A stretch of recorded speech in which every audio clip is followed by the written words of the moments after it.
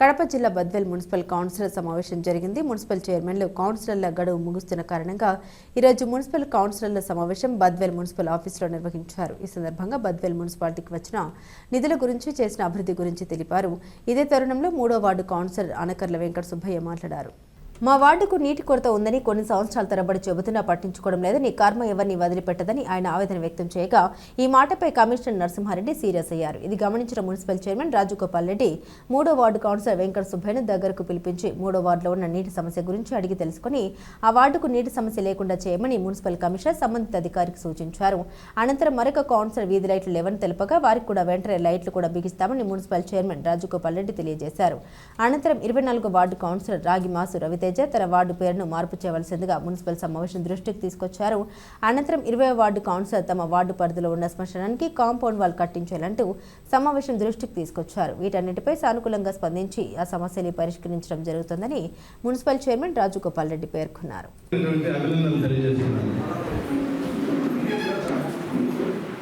ఈరోజు ఎజెండా వచ్చి చాలా తక్కువే ఉంటుంది, సహజంగా జరిగేటువంటిది అదంతా. ఎందుకంటే ఇది లాస్ట్ మీటింగ్ అని అనుకుంటున్నాం. ఎట్టికేళ్ళకి ఇది లాస్ట్ మీటింగు. 17వ తేదీ వారు అడిగారు, కమిషనర్ గారు, డి గారు, ఒక చిన్న సన్మాన కార్యక్రమం పెడతాం, మీరు అందరూ కూడా ఆ రోజు ఉండాలని చెప్పి దానికి ఓకే చెప్పాం. వారు ఇంకా కొన్ని పాపం మీకు లంచ్ కూడా ఏర్పాటు చేస్తాం ఇక్కడ అన్నారు. వదిలేండి, మీరుద్దు, అది మేమే ఏర్పాటు చేస్తామని చెప్పాం. ఆ కార్యక్రమాన్ని మనం ఏర్పాటు చేసుకుందాం. ఇంకా గతాన్ని మనం చాలాసార్లు చెప్పాం. ఈ 2021-26 ఉన్నటువంటి ఈ బాడీ, ఎలక్టెడ్ బాడీ ఏదైతే ఉందో ఇది ఒక రికార్డు. భవిష్యత్తులో ఎవరు చేయలేనంత అభివృద్ధి కానీ, పేదల పట్ల సంక్షేమం కానీ ఇంత పెద్ద ఎత్తున చేసినటువంటి ఈ యొక్క బాడీకి మరియు అధికారులకు, ఇంకా సహకరించినటువంటి ప్రతి ఒక్కరికి పేరు పేరున నేను వారికి నా ప్రత్యేకమైనటువంటి అభినందనలు తెలియజేస్తున్నాను. అలాగే టౌన్ గత 30 సంవత్సరాల నుంచి కూడా ఎంతో వెనుకబడి ఉంది. ఇప్పుడు మనం ఎంతైతే చేశామో మన తర్వాత రాబోయేటువంటి బాడీ కూడా ఇంతకు 200గా అభివృద్ధి చేసేటువంటి వ్యక్తి ఇక్కడ వస్తేనే ఇది బాగుపడుతుందని చెప్పి నేను ఈ సందర్భంగా తెలియజేస్తున్నాను. ఎందుకంటే బద్వేల్ దాదాపు 1,00,000 పాపులేషన్తో ఒక పెద్ద పట్టణం. 2 ప్రాజెక్టులు, సోమశిల కానీ బ్రహ్మసాగర్ కానీ 2 ప్రాజెక్టులు కట్టిన తర్వాత అక్కడ నుంచి వచ్చి ఇక్కడ మైగ్రేట్ అవ్వడం వలన నాకు తెలిసి ఈ జిల్లాలో పొద్దున్న తర్వాత అతిపెద్ద పట్టణం బద్వేల్. కాబట్టి ప్రజలు కూడా రాబోయే బాడీని, మంచి బాడీని సెలెక్ట్ చేసుకుంటారని, వారు ఏ విధంగా స్టెప్ తీసుకుంటే ఆ విధంగా ఈ టౌన్ బాగుపడుతుందని చెప్పి ప్రజలను కూడా నేను కోరుకుంటున్నాను. ప్రజలు కూడా గుర్తించాలి. ఈనాడు చాలా దఫాలు మేము చెప్పుకుంటూ పోయాము. ఇవన్నీ 1 by 1 చెప్పడం వెళ్తున్నామని చెప్పి మేము డేటా ఉంది మున్సిపాలిటీలో అధికారుల దగ్గర. ఆ డేటా తీయండి, ఏ కౌన్సిల్లో కానీ ఏ పీరియడ్లో ఎంత అభివృద్ధి జరిగిందనేది స్పష్టంగా తెలుస్తుంది. సో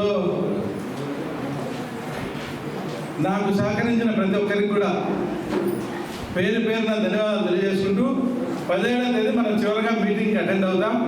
ఈ మీటింగ్ ఖచ్చితంగా గౌరవ సభ్యులందరికీ కూడా తప్పనిసరిగా ఎన్ని పనులున్నా కూడా కోఆప్షన్స్ కానీ, గౌరవ సభ్యులు కానీ, అధికారులు కూడా అందరూ హాజరై మా వైస్ పర్సన్స్ ఇద్దరు, గోపాల్ స్వామి గారు, సాయి గారు, ఈ కార్యక్రమాన్ని దిగ్విజయం చేసి మనం ఎప్పటికీ కూడా ఈ మున్సిపాలిటీకి రుణపడి ఉంటామని తెలియజేసుకుంటూ సెలవు తీసుకుంటున్నాం. అన్ని పాల కేంద్రాల్లో కూడా తనిఖీ చేయడం జరిగింది.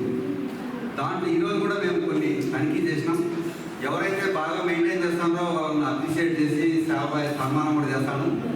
ఎవరైతే లోపాలు ఉన్నాయో గుర్తించి లోపాలను సరిద్దామని చెప్తాను.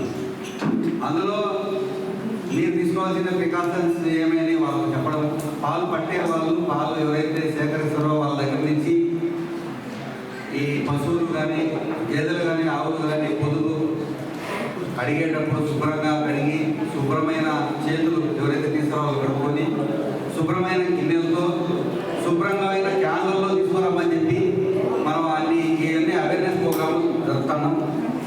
అదృష్టం కొంచెం బదిలీలో మాత్రం మెయింటైన్ చేసే 90% పాల కేంద్రాలు సైంటిఫిక్గా ఖచ్చితంగా మెయింటైన్ చేస్తారు. వాళ్ళందరి దగ్గర మిషనరీస్ ఉన్నాయి. ఆ మిషనరీస్లో మనం పోయి ఎప్పుడైనా చెక్ చేయొచ్చు. చెక్ చేసినప్పుడు దాంట్లో నీళ్ళ శాతం ఎంత కలిపిండ్రు, ఏమైనా కెమికల్స్ కలిసినాయా, ఫ్యాట్ ఎంత, SNF ఎంత అని కూడా డీటెయిల్గా 5 నిమిషాల్లో మనం చూసుకోగలం.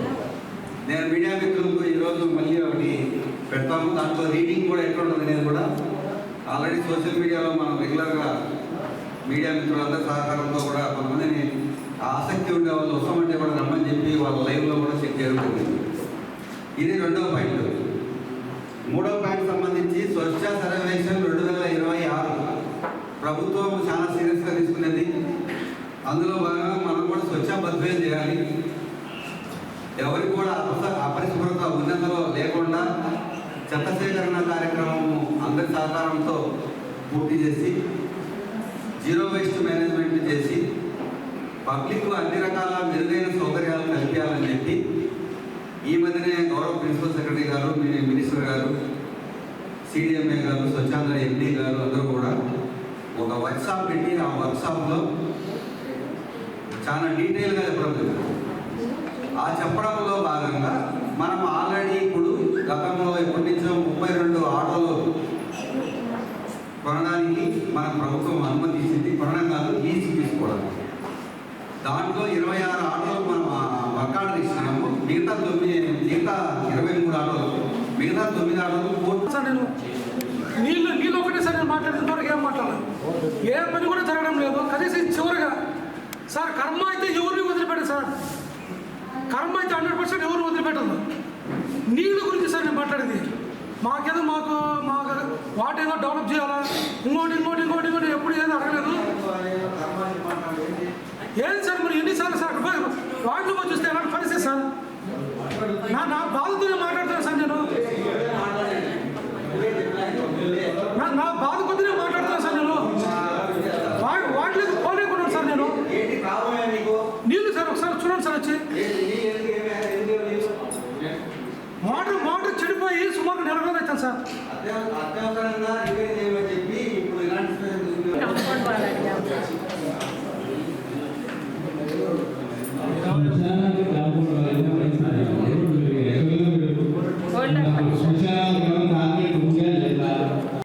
దానికోసం ఒకసారి మీరు చూసి దాన్ని వినాయకనగర్గా మార్చమని చెప్పి నేను మీ దగ్గర అర్జీ ఇచ్చినాను సార్.